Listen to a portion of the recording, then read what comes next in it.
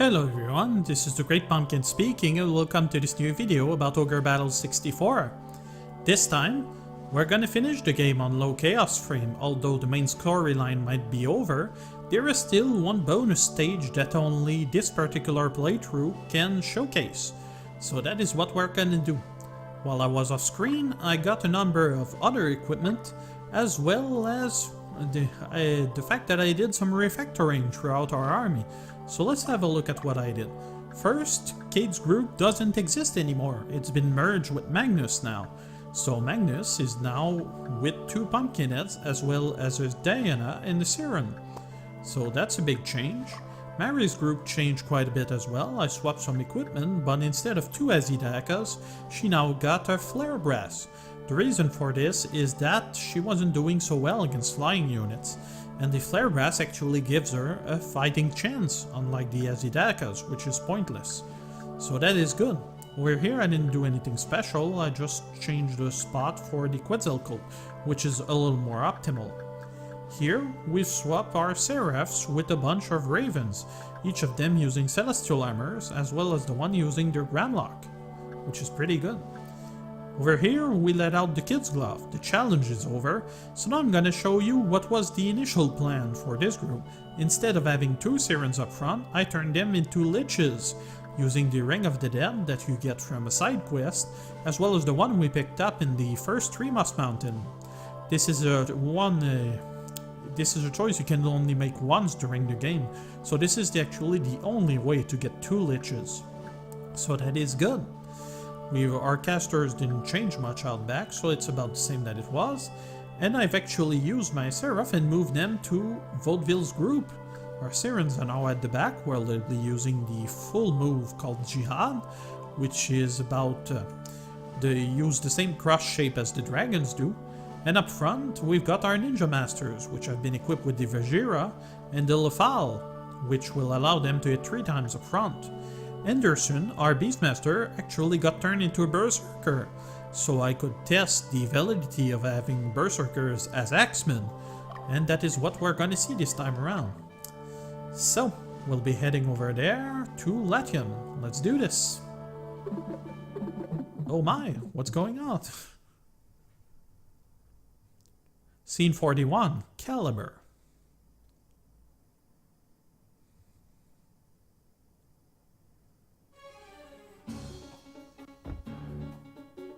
Oh my. We've got a problem, Magnus. I don't know who, but there's an unknown group in our way. Are they remnants of the Central Division? By the size of the group and their level of organization, I don't think they're mere remnants.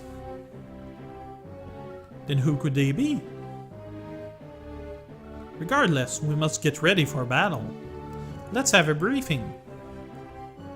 Because obviously you was prepared for this. Yeah. Let's get started. Tranus will be our headquarters for this campaign.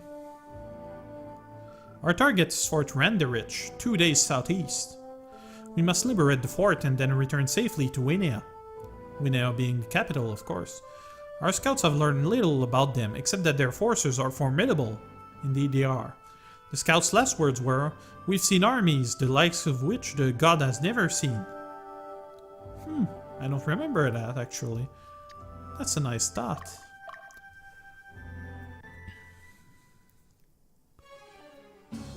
We have no idea who we're fighting against. Be prepared for anything.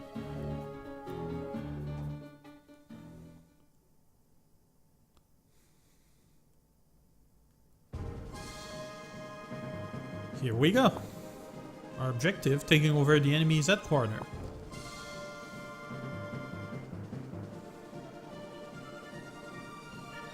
Let's do this. Okay, let's get our new people actually out and see what they can do. We'll keep groups like Cornelia over here and out back, and move on with the other ones. Let's get everybody out while we can. At this point I could even run 2 of Curse with Benedict, which is pretty ridiculous. We've got a vampire out back. I'm thinking that might actually be a good target for Julia. So let's do this. Julia was gonna take care of that guy. Magnus is not needed for the time being. Let's have Mary go after this guy.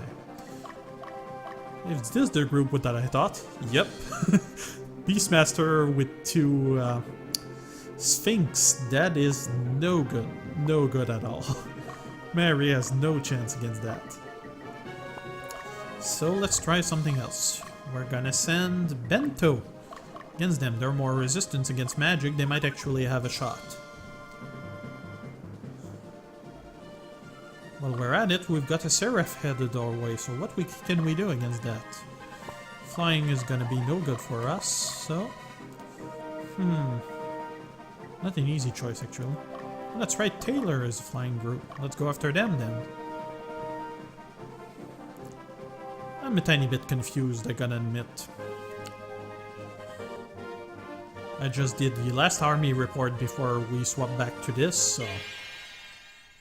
yeah. So let's do this. We're gonna use the Lava Flow spell together, which will mean we're gonna be able to do 4 combo in that fight. Assuming we don't die.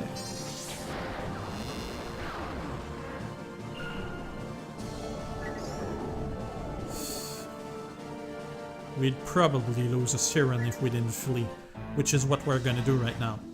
This is a really deadly group, I can't stress that enough. Dual Sphinxes is just crazy. So Bento is gonna heal up. One of the weaknesses of that unit is that he can carry a lot of items, so that's a bit of a problem. Still, we'll manage. And we've got the Dragoon headed our way, who would have thought? So, the Vampire. We haven't seen a lot of those in game. So that's actually surprising. 4 Black Knights. Not a particularly good group, I gotta admit. Vampires are totally useless, and back row Black Knights won't do much. Usually, I think Sirens aren't nearly as bad as I make them out to be. However, given that they aren't in a cross shape, they're totally useless against that group. Still, they tried. Our ninjas aren't doing that bad, given that they are against Black Knight, and even our Berserker is doing some respectable damage.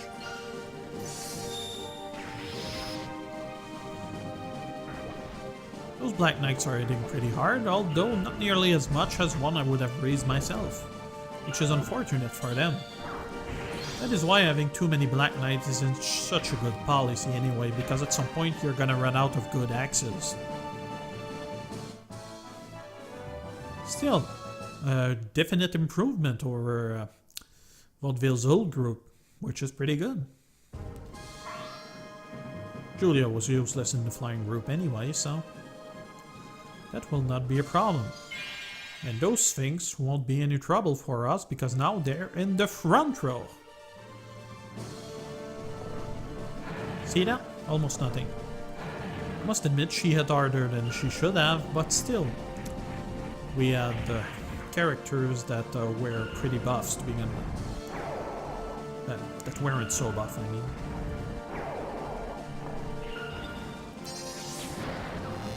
At this point, with this particular configuration and being able to do that, even without Draconite's book, Bento can pretty much wipe out an entire group in one go. So that's actually pretty darn amazing. Although we might be a little more powerful than we're supposed to be on account of only having 8 as opposed to 9 groups, which is what we used to have. This is the one time in the game where you will actually encounter a genuine Seraph.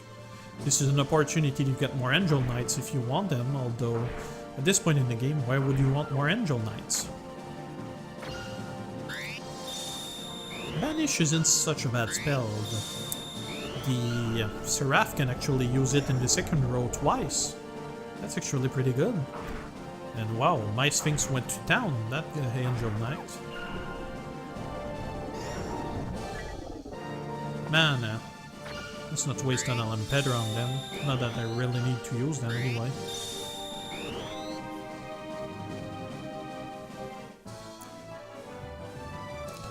Good. That is one less problem to take care of. Oh my. Bento is right over here. I doubt he's gonna catch up though.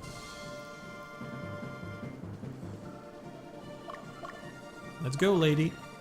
Time's wasting.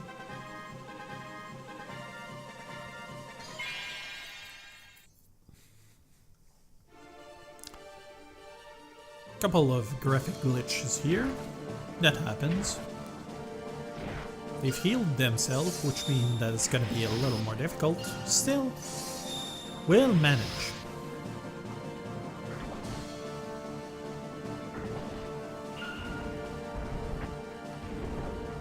That could be dangerous for my Berserker, although I don't expect that Black Knight to survive.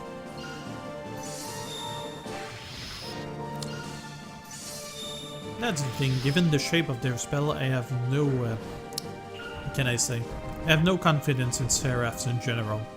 I generally prefer to have a dragon or whatever in the back row if it comes down to it. Or even a Siren. That'll be plenty. Now I am about the same level as the enemy, which is pretty rare. I'm about level 38 with everybody, so they're not nearly as much of a threat as the units that we saw in Latium or so on, but still, they're doing pretty alright. I'll probably need a second one. Yep. Let's go after that Dragon Master over here. Well, let's send out some other units to clean up. When that is done, Bento and Taylor are probably gonna go back to HQ. Although I might give Bento another fight. So, Paladins and Black Knights. Not necessarily a bad group, although the back row Black Knights is a bad idea. Could probably have healed. That's gonna cost me. Might as well just run after that. We'll probably get to it before then though. So that's good. Still, our Ravens are doing pretty well against such difficult enemies. Woo!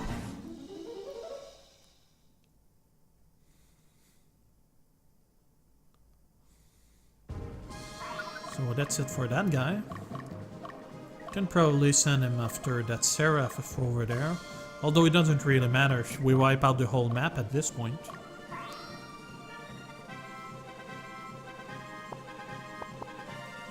So Mary's on the move. We're gonna move Magnus forward to test out our new theory about using pumpkinheads with an actual melee fighter. And we'll have... let's go with Cornelia. Cornelia's weapons change a bit, so we'll showcase her while we can.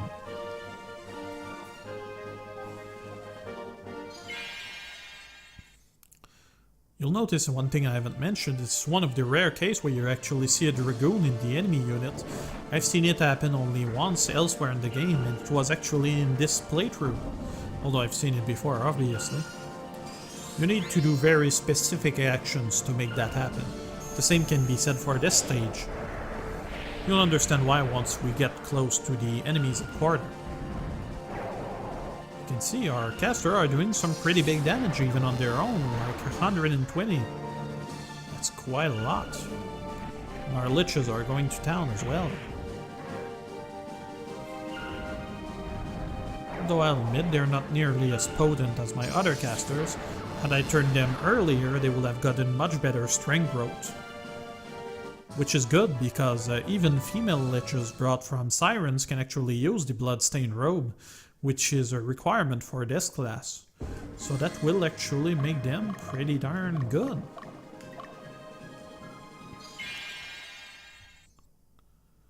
So, we've got an Hydra and a Quetzalcoatl. Fairly deadly, although nothing we can't handle. Worst come to pass, we'll just flee and go back, taking them from the back. That didn't make any sense, did it? Oh well. That could have gone better. One of the things that I would have liked to test was to see the viability of dual Hydras in the back row. Still, it's not a big loss. Can he survive that? Let's assume he can. Yes, he did. Oh my. I'm really surprised. So yeah, we lost, but we defeated their leaders, which pretty much shows the weakness in that particular gameplay mechanic. In the first game, I gotta admit the enemy were a little too powerful, being able to refill their entire party in one go, just by getting back to making a beeline to the headquarters. There were no, how can I say, no sense of a party needing to rest as far as its endurance went, which meant that once one unit was headed to their headquarters, there was no way to stop them. So that was a little annoying still. That would have made things a little more balanced in my opinion. Still, probably never see another version of this game, so doesn't really matter. We might get Benedict up front. We'll see about maybe getting Kesha, fight one of the bosses if we can. If not, not a big deal. And somehow that Siren is pursuing Bento. Whatever got to her. Oh well, not my problem I suppose. Let's send Magnus over here. Get Cornelia to head over there. And go back to Julia's group. Now, front row dragons are alright as far as I'm concerned. Still, the fact that they can't really hit things in the front row makes them not all that desirable, to be honest. Still, their strength is really when they are in the back row, so there. If they had 3 times in the front row, it wouldn't be so bad. I know some people have attempted to mod this game somewhat with a Game Shark or something to remake the units in the way they believe they should be balanced. I'm not a big fan of that. Still, I've seen some fairly interesting things coming from the attempts on the original game, for instance, like having Freya's in March of the Black Queen, which is really awesome. We found an item, a Cup of Life. Our other guys are doing pretty alright, so that's good. Mary, pursue them. Unless I send her down there to deal with those guys. Yeah, I'll do that. Bento is gonna deal with that lady and that'll be the end of that. Oh well.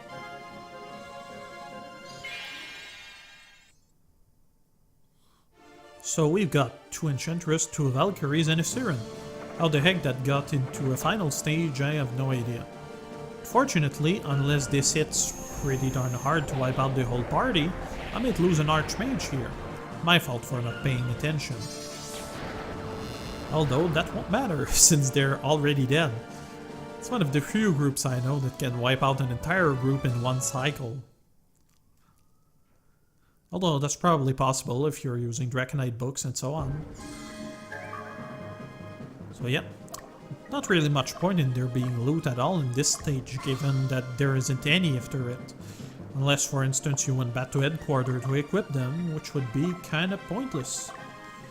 Oh, there was someone there. I don't like that. Let's send Kesha to deal with him. That will take a while, but that'll still be better than what we've got. Alright. So we're up against a witch and 4 Pumpkinhead with some in the middle. What the heck were those guys thinking? Oh my. Magnus just one-shotted that Pumpkinhead. Oh my god. That's just awesome. That is dangerous though. Having 2 Pumpkinhead in the back row. Although they technically can't kill you unless they do enough damage to actually bring you back to 1 HP, which is pretty unlikely.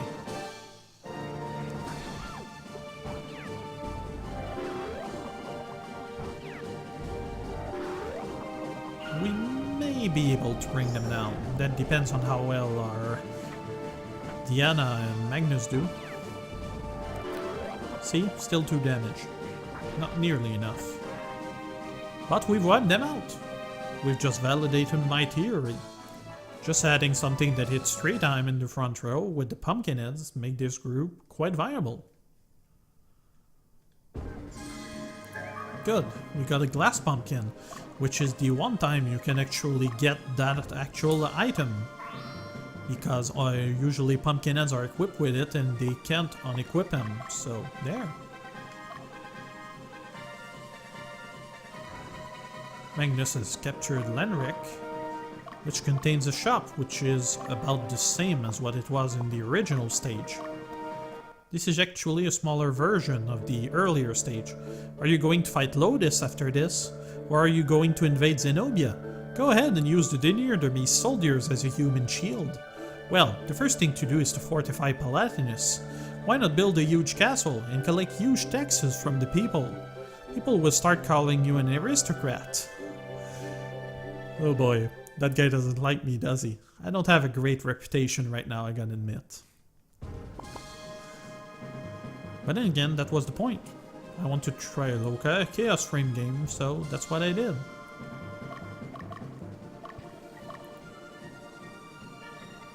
In case you were wondering, of course, Zenobia was the land with the first game, which rebelled against the Zetiginean Empire.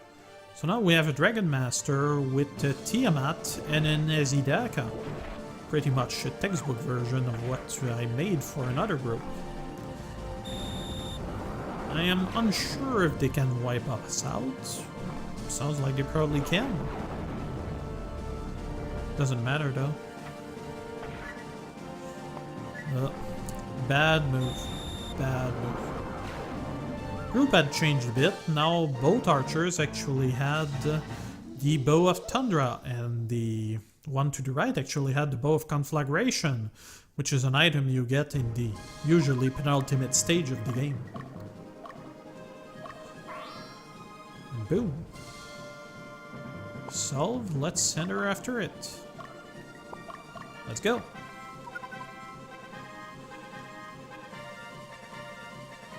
There's not really any ninja to our headquarters. It's actually pretty rare that the AI actually goes after your headquarters. Although it might be because I don't usually bother liberating many cities anyway. There are some times though when they send a bunch of flying units after your headquarters, targeting nothing less than Magnus himself. Yo, go free that city. Let's see, how are we doing? Not so great. Okay.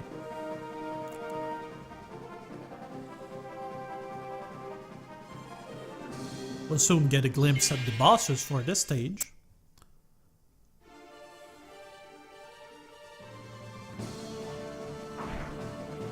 See, 109 damage. Does nearly as much damage as our Berserker dash Beastmaster.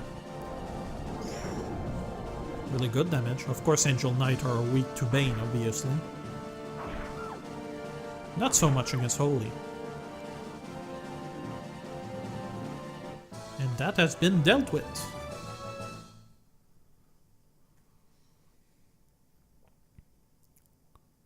We've got the Feather of the Archangel. Sweet!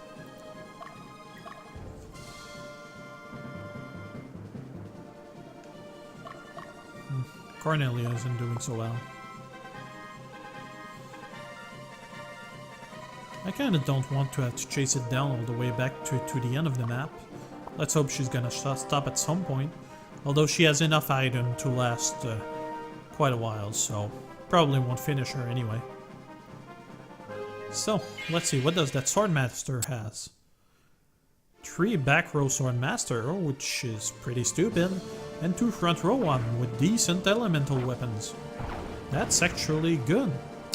Although when looking at their damage, you can actually see that there's not really much point in optimizing stats as much as I did, or for instance, just by having regular characters level up all as fencers. There is a difference, and if growth is really something that that's interesting to you, then that can be pretty good. Still, in the end, it's not worth it. It's better to have better gear than actually using unoptimal classes early on. You'll have a much easier life that way. Still, no way to make Sonic Boom good, no matter how you put it. Flarebrass is an okay dragon. This for enemy formation isn't really good for us, but it allows me to maintain the team with my Azidakas. Whereas, for instance, I tried the Bahamut, which didn't deal all that much damage, which is why I didn't really bother with it. But still, I could use, for instance, a Tiamat or a Nidra in that group, and it will work just as well. Just makes it a little more round up with our Azidakas that we've got there, so that's good. The boss actually uses that a little earlier, which is the boss of the Wittiness Castle. Okay, we've liberated Brody. Let's go see what they're saying. Do you like to fight? Do you like conflict? Young able-bodied men may follow your lead, but what happens to the weak and the old? If a country is founded in war, won't its class structure be based on strength? Do you fight to create this new class structure, and you are planning to be at its top? It sounds like the other army spread all sorts of nasty rumors about us. Or maybe they're true. Can they be rumors if they're true?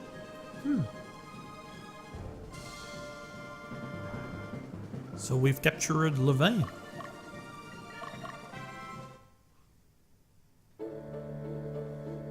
Yes, you've done a fine job for us, but didn't you use force to achieve your goal? Did you not make great sacrifices? People watch what you're doing. Be careful. As a role model, your actions influence people. Do not forget.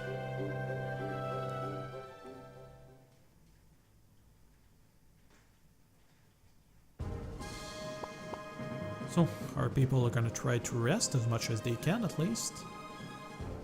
If you've gotten glimpses of the bosses and know who they are, well, try not to spoil it for everyone else. So, Cornelia won't be able to do anything about that, so that's gonna be the end of that.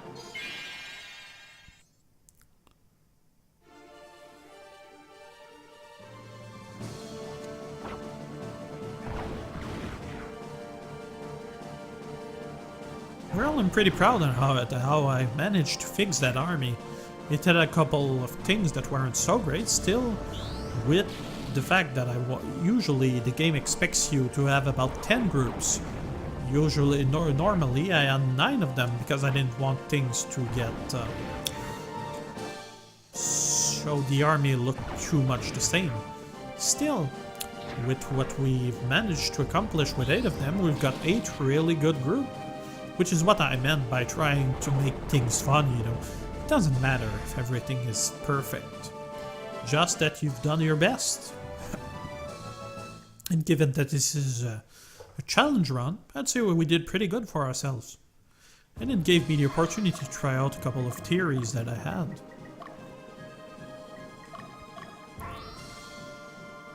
And we've pretty much crushed the enemy army.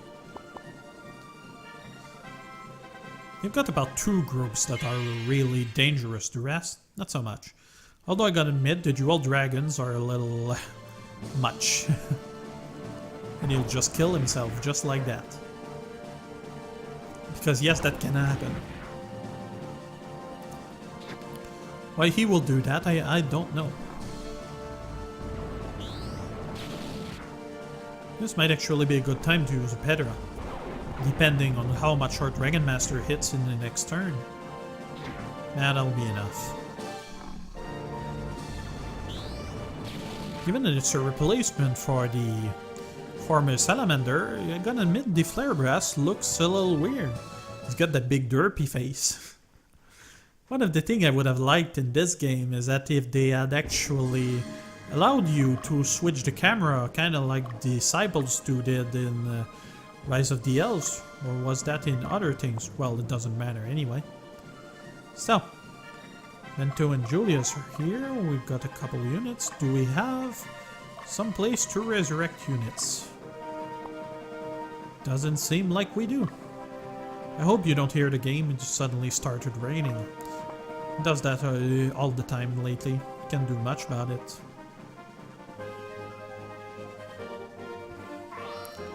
So we'll deal with that and we'll get ready to go after the bosses. So let's go over here. Get the Dragon Master in place. Get Taylor. And we're gonna finish with Magnus. Let's go. But before we want to conquer that other city, of course.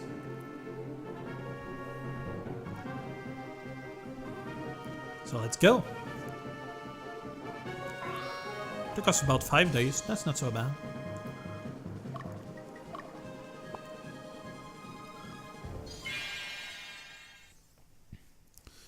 Oh, 2 cockatrices and a Black Knight. People aren't messing around anymore. So now I just have to take it until I manage to be able to flee. Which should have been really nice right about now. They've petrified pretty much everything I had. And I have no leader. I thought about planning to do this, but in the end I decided to be surprised. I actually knew what was coming and just didn't do anything. When a group is petrified completely, well, it's sent back to headquarters. As opposed to actually dying, if I'm not mistaken. I've had it happen at least once. So there. Anyway, now that the cockatrices have been defeated, well, what would usually happen was that... oops, I didn't expect them to go and attack me just now.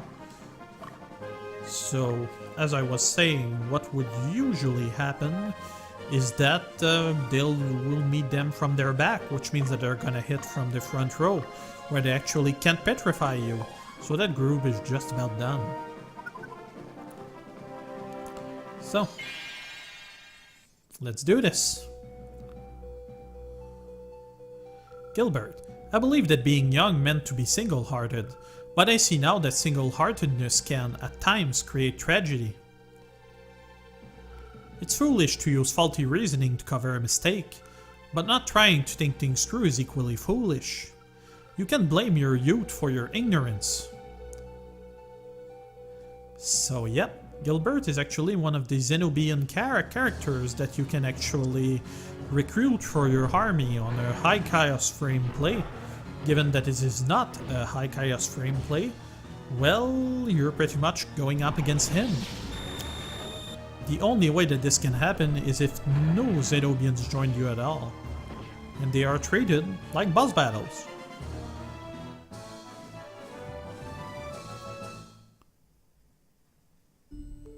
I guess this is it for me, Canopus. Sorry. Canopus, of course, being the character that was used to recruit him and his best friend back in March of the Black Queen. Canopus also has a role in Tactics Ogre as well.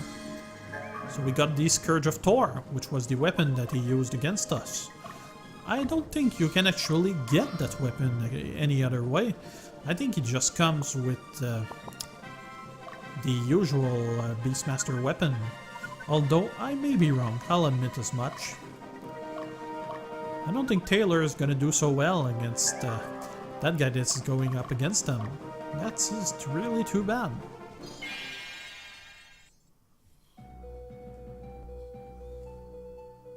Debonair of the Wind, I really don't want to fight you, but I must fulfill my knightly duty.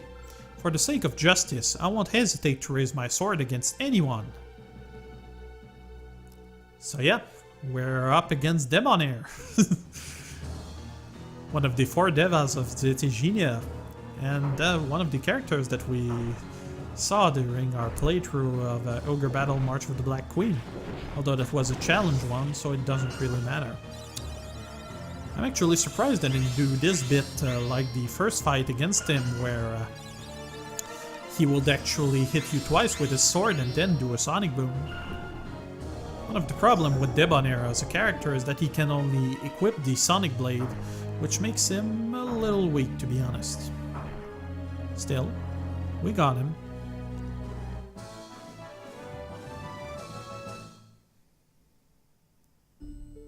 I have no regrets for being bested in strength, just that I wasn't able to stop you. And there he dies.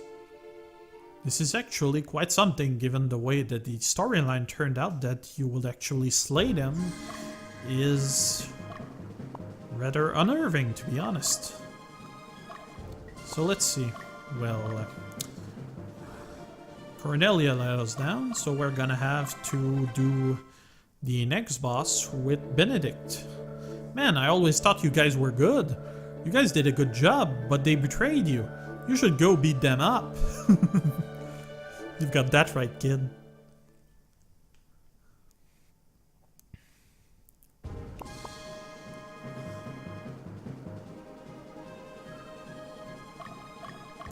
The way things are going right now is how you can know that this isn't scripted or edited in any way. I actually lost characters in that playthrough.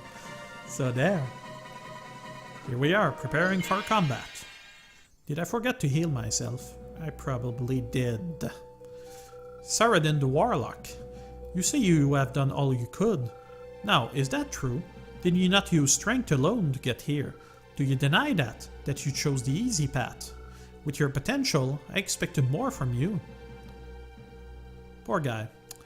Guess being turned into a statue for so long kinda dulls the senses, does it? So he's got two ninjas, both equipped with Vajiras. He's got his own spell as well as two Siren in back, each of them with a German gun, which is actually pretty darn awesome. Fortunately, nothing can stand down to three enchanters and an Azidakas. Quetzalcoatl. Will this world come to an end, just as my master said? He's of course referencing the sage Rashidi, who died at the end of Ogre Battle March of the Black Queen. Well, died is a big word. I wouldn't want to spoil everything for you. Although if you know about this game, you probably know about the other one too. So there. And Mary, going up against the last boss before the penultimate one. You've got two Seraph and two Angel Knight. Aisha, why can't you think of other people?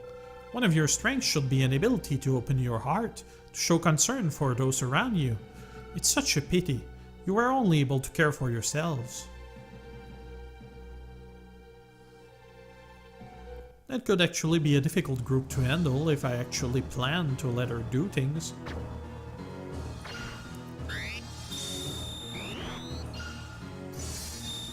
Again, bad formation for Seraph. Still, given that we're slow, it seems we'll get the first hit.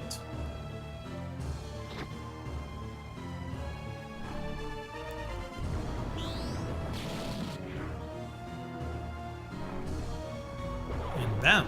Just like that. Too bad you can't fly, lady. Fairly fitting as far as their groups go. I'm surprised Sarah didn't have Ninja Masters though. Or Melee Sphinx. I always thought you'd understand. Mother, the time has come for me to see you again. She's referring to the Grand Monk Forest, given that she's his daughter. Or was she a woman? I'm not sure. I kinda forgot. She had a Celestial Mace. That is strange, I thought she had the Ganbaton. So let's go against the final boss, Destin.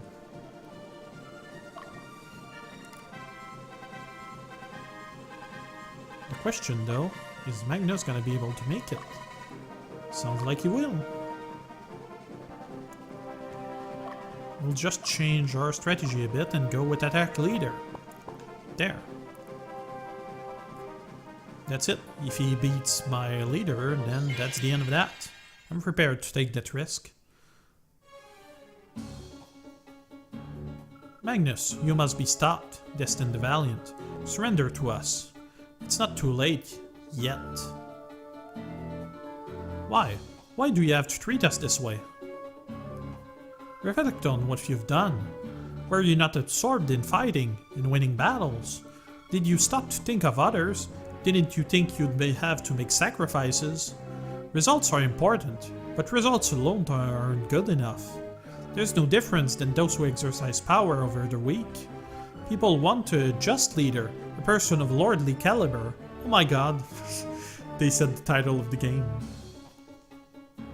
You're telling me That my decisions were wrong? They weren't wrong, but they weren't right either. As long as you believe in the rule of might, I cannot let you return to Latium. So that's it. The leader of the Zenobian Revolution is fighting against the general of the Palatinian Revolution. How about that? Fortunately, I'm afraid Destin isn't gonna last very long.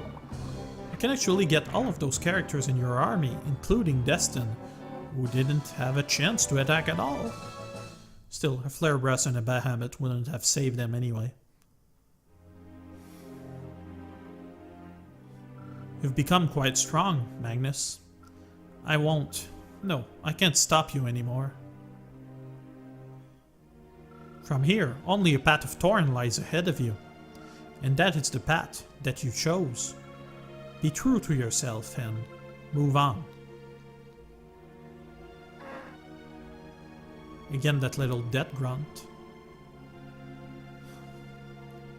Poor dude.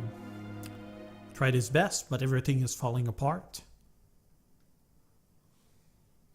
Winea, capital of Palatinus.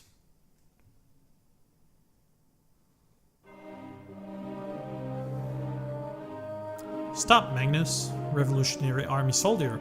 What does it all mean? Answer me. Where do you think you're going? You don't belong here. What are you saying? I'm just... You don't realize the situation you're in. Well, I guess not. You're only concerned with winning battles, nothing else. Isn't that right? You who walk with the darkness. Well, I did have demon in my army, but that's a little harsh. What? The kingdom needs Sir Frederick. We can't allow those who are controlled by the infernal aura near him. For the revolution, for the kingdom, you must understand. So you're saying that I'm an enemy? You still don't get it? You're no different from the Netherworlders. Did you think your might would rule for you? We don't need people like you. Remember the suffering of the innocent. Oh my, they're drawing their weapons.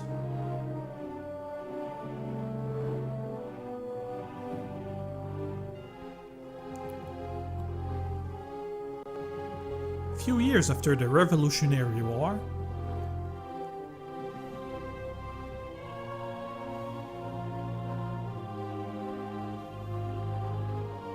in a battle that rocked the entire continent, Frederick Reskin, the king of Palatinus, met with an untimely death.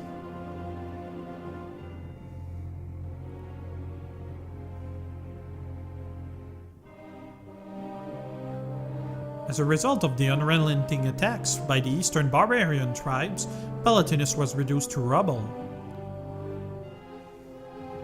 An obvious reference to the fall of the Roman Empire.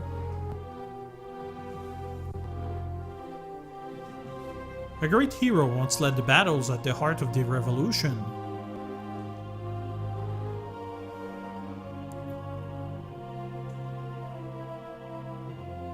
His name has now been long forgotten.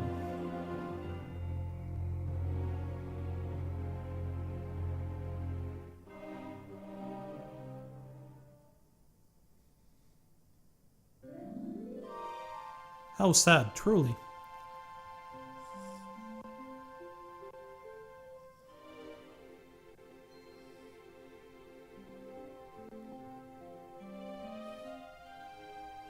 So yep, it appears we had some glitch toward the end. Doesn't matter though, that's alright. Still, really great game. Gotta admit, I had fun doing this challenge. And I hope you did as well. This is a really great game with tons of replayability. Just playing with armies in this is just a pleasure. Although, I gotta admit, its earlier version has its own strength, as does this one. So there. We're gonna finish watching the credits, and that'll be it. Really great people at that time. Was this still... Well, let's say Square Enix for clarity's sake, given that their people were hired to do the Final Fantasy Tactics series, among other things. I think they were part of Enix initially, although there was another company that was related to them, although I kind of forgot, which is sad.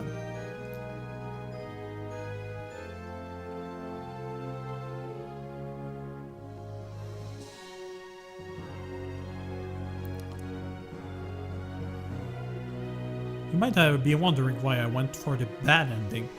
Well, you see, there are a lot of stuff that you cannot do if you don't do a bad ending.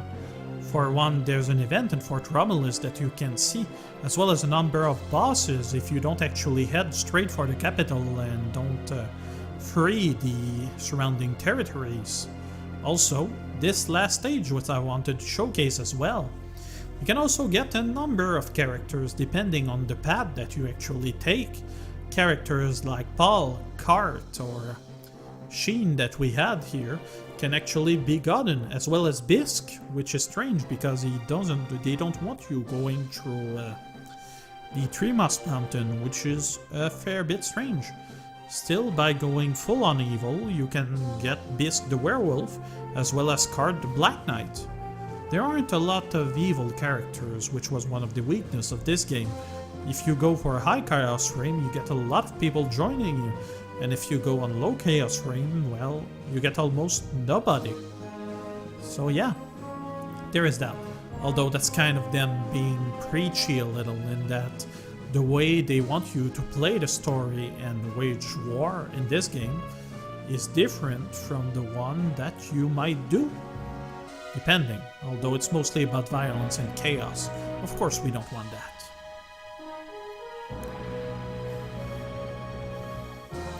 Still, they were talking about some fairly heavy subjects, and sometimes emotions get the better of you. That's the way it goes. Some choices are harder than others. Oh, that's right, it was Quest. Yes, great people.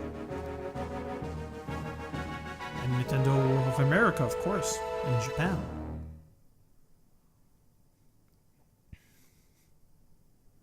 And oh my, spoiler alert! How could this be? Those idiots are going to rule this kingdom. Oh, this isn't the last they'll hear of me. How she got there, I have no idea. I'll take this secret to Lotus and... that woman. Ooh, weird baby.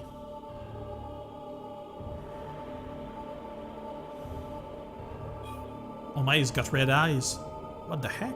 Ah!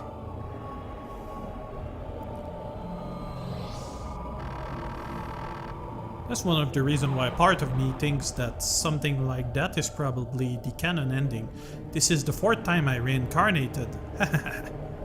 So this is the power of a god. This is the body that I've been searching for so long. Now it can begin.